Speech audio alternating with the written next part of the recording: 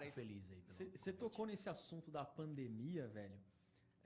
A gente estava conversando um pouco antes aqui, mas como que a pandemia afetou o aeroporto em si, mas não só da parte externa.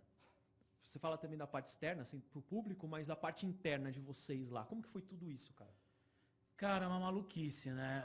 Ninguém esperava, assim, o nível que foi, né, a pandemia, porque, assim, algumas epidemias parecia de vez em quando, pipocava de vez em quando, né? Você tava lá já na gripe suína? Não, então, na gripe suína eu tava. E antes também teve o da SARS, né? Que era a influenza aviária. Sim. Também, que era um pouco mais complicada, tinha uma mortalidade bem alta, mas conseguiram isolar lá na Ásia. Mas assim, o da gripe suína, que é aquele que veio do México, tal, tudo mais, a gente fez algumas coisas, mas muito meia boca, então a gente não sentiu o que seria uma epidemia, uma pandemia entrando aí no país, né? O fato é que assim, a quantidade de gente que entra num aeroporto é absurda. É surreal. É absurda, é surreal. Então, assim, e aí, o que a gente faz, né? Como país, né? Vamos fechar tudo, não vamos fechar, vamos deixar tudo aberto. É uma decisão complicada, principalmente no começo, que ninguém sabia o que ia acontecer, qual que seria a mortalidade. O pessoal decidiu, o começo, a impressão que eu tenho assim, que o pessoal decidiu no susto. No susto. Totalmente, foi no susto. assim. Estourou lá na China, começou a vir lá para a Europa, aí na Itália pegou pesado lá, né? Assim, o Brasil era para ter uma vantagem, porque é nítido, é óbvio, né? Os voos saindo lá da Ásia é basicamente do outro lado do planeta, né? Para quem acredita que o planeta é redondo. Tem a galera da Terra plana aí. A galera da Terra plana vem pingando o avião para chegar no Brasil, lá da China. Mas o fato é o seguinte, como a gente está do outro lado geograficamente do mundo, a gente teve mais tempo, né, para pensar alguma coisa. Para atuar algumas frentes aí, tudo bem, meio um pouco no susto, meio sem saber exatamente o que fazer, mas assim, algumas ideias a gente teria que ter, né? Mas sabe o que eu acho também, a impressão que eu tenho? A China sonegou muita informação. Claro que sonegou. Porque é o seguinte, lá o bagulho tava feio, só que ninguém sabia. A gente começou a ter informação real mesmo do negócio quando eu tava na Itália, quando desse boom da Itália. Sim.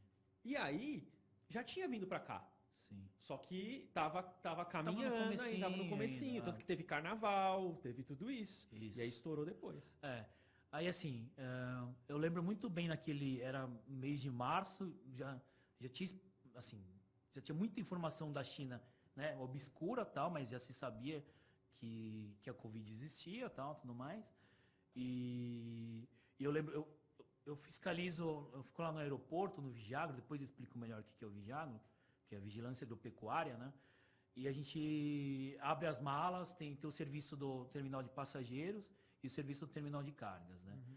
Naquela época, me enviaram para o terminal de passageiros e eu lembro de pegar... o pessoal da China traz muita comida, né? Depois eu vou explicar também. A gente fez uma visita técnica com você lá na época da faculdade. Você tá louco. Aí, assim... eu peguei uma galera chinesa trazendo um monte de comida, sendo que na Itália estava começando ainda, e eu comecei a colocar a luva, tinha uma máscara N95 lá velha, que era da época da gripe suína, inclusive. Coloquei a máscara N95 com uma puta distância do cara, não sabia como que pegava direito, né? Mas assim, o fato é que na prática o Brasil não fez quase nada. Na entrada das pessoas. Demorou muito para fazer alguma coisa na entrada das pessoas.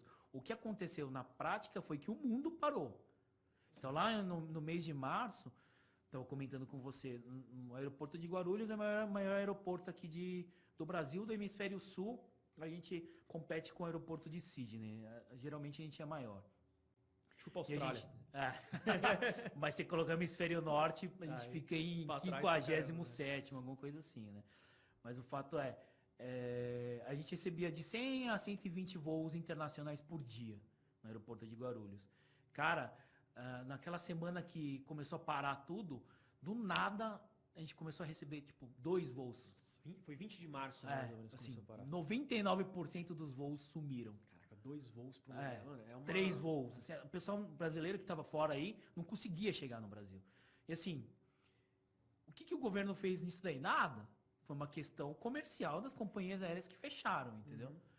Então, assim, a gente poderia ter um pouco mais de cuidado com a entrada das pessoas. É óbvio, é difícil? É óbvio que é difícil. Tem uma questão política complicada que tem vários efeitos e não é fácil de decidir. Não é.